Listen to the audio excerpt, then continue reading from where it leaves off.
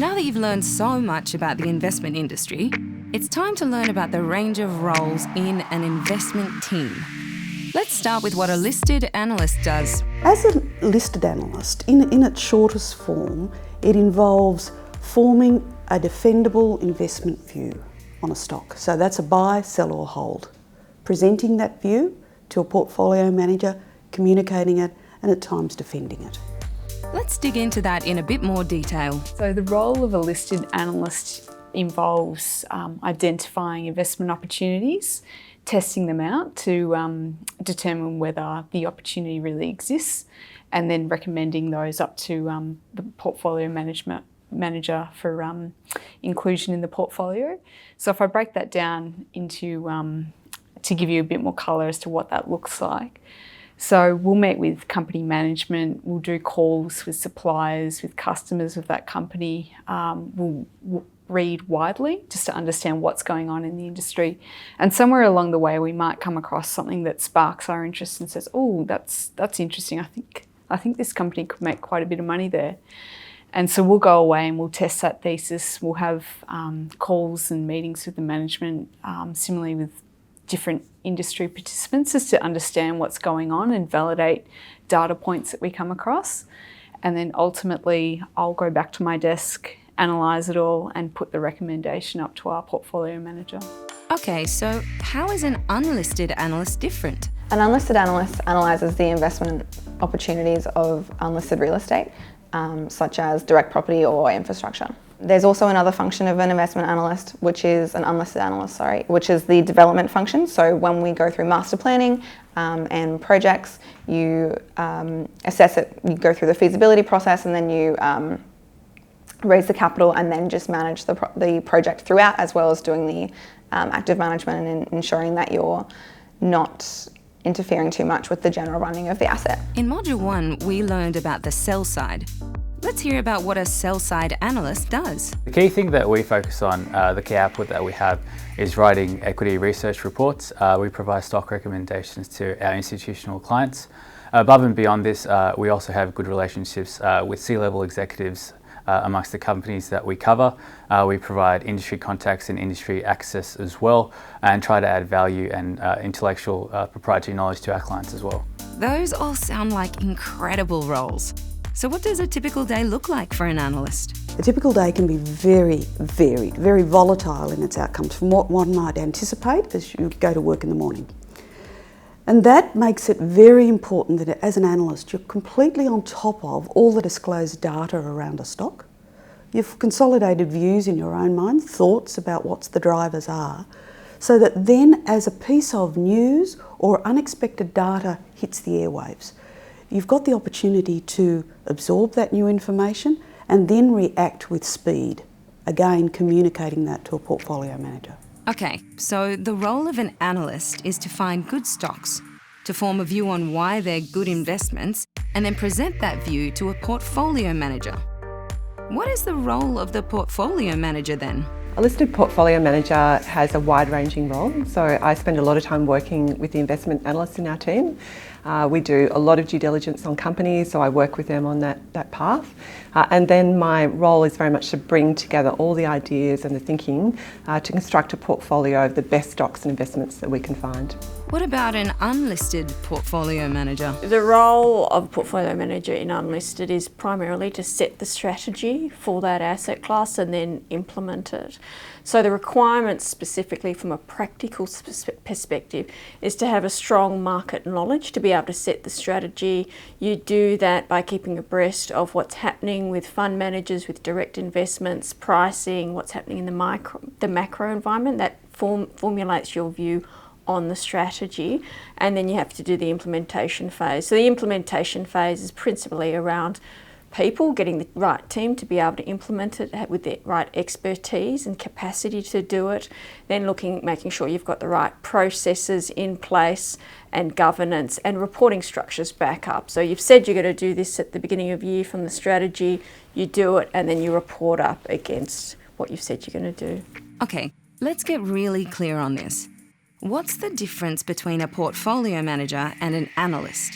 So a portfolio manager has overall responsibility for performance of the portfolio. So while the analyst understands their specific sectors and the companies, the portfolio manager needs to have a broader view around a whole lot of sectors, a whole lot of industries, and form a judgment and balance the opportunities across all those sectors and companies to construct a portfolio.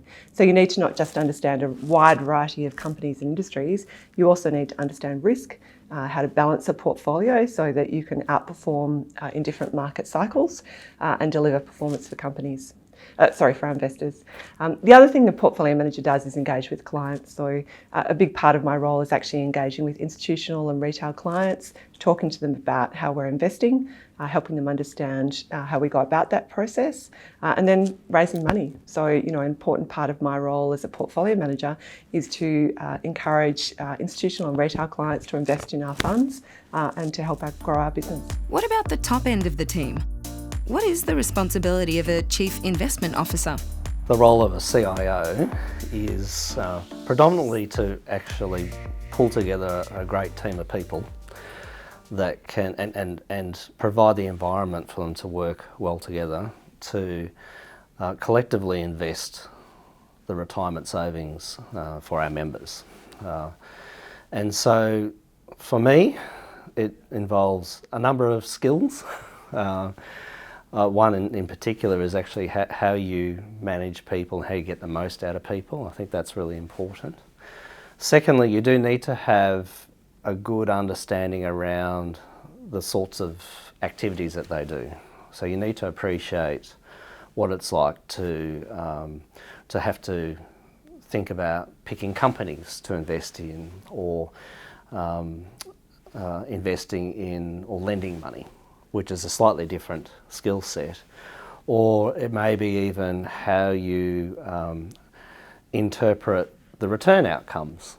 So it's performance reporting, or the process where an idea, to invest in a stock actually translates into actual investment. So that involves a lot of different people, people that are willing to sort of ring up brokers and actually identify the stocks that are being bought and sold, those that will execute those trades, and those on the other side that will make sure that the money gets transferred and so forth. There's also a need to understand sort of other areas such as legal and tax and so forth. So for me, it's about really understanding all of those things together and making sure that people are able to work well with a common strategy.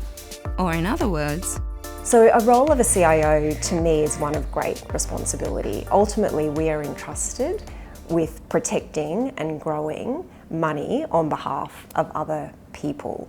And so we really need to have a great understanding of, for the particular investment challenge that we're trying to solve, and in the context of what the return objective is, what the investment time frame is, and importantly, what the risk appetite is of that particular investor, how we can craft an investment strategy that gets the best probability of achieving those investment goals. okay, so what do you all love most about your job? Why should I pursue a career in investment management? I love this job. I love what I do. I openly said I will be doing exactly what I do to the day I die. So, this is really a big time passion of mine. Why do I think this is a really good job for the young people? Well, first of all, there are so many new businesses and new industries getting created as we speak. What does that mean for a young person? That means when you join an industry, you are not at a disadvantage just because a guy has been doing it for 20 years. Because the company is brand new. It started by a 30-year-old or 20-year-old just like you. You connect with them, you understand these new businesses, you know where the young people and where the world is going. That's actually a huge information advantage for young people, not a disadvantage. So how exciting is it to join an industry where from day one, you actually have something to add. You know your experience, just being who you are, keeping your eyes and ears open actually adds a lot of value to the process rather than just, been doing this for 20 years. So that's really exciting. I love the variety and I love the puzzle of trying to figure out how this company or industry works and thinking about, are they the best at what they do? Are they going to be around in 10 years? Is something going to disrupt them so that they don't even have a business anymore? You know, how good is this management team compared to other management teams? So it's so much fun thinking about the puzzle. It's a combination of science and art. It's a really incredibly interesting profession to have. The thing I love most about the role is the time I spend with the company CEOs. It's incredible exposure. I don't think you can get it in any other industry across a huge variety of different industries. And so, you know, that's varied and different every day. Some of the meetings are challenging. Some of the meetings can be, you know, really difficult, but some of them can be just incredible, you know, in terms of the companies and the people you get exposure to, and the opportunities and the perspectives you have. So you know a lot about a very wide range of industries and companies, which is, I think, unparalleled in any industry or any job. I love the people that I work with. I love the fact that we're here to improve and focus on the retirement savings of members, so that's that clarity of what you're trying to achieve. I also like the fact that we're not just here to transact. Like the real things that's pleasing is that you can use the allocation of capital to not only make money but also improve the community. To improve the economy, to improve the environment that our members retire in, not just how much money that they have.